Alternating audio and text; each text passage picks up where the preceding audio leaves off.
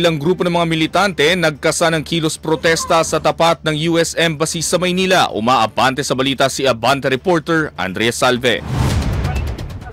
Nagtipon-tipon sa SPJ Monument sa tapat lamang ng US Embassy sa Maynila ngayong umaga ilang grupo ng mga militante para tutulan ang pagpapalawak at pagpapaigting ng ugnayang Pilipinas at Estados Unidos sa usapin ng depensa at militar. Isinabay nila ito sa pagbisita ni US Defense Secretary Pete Hegseth sa bansa.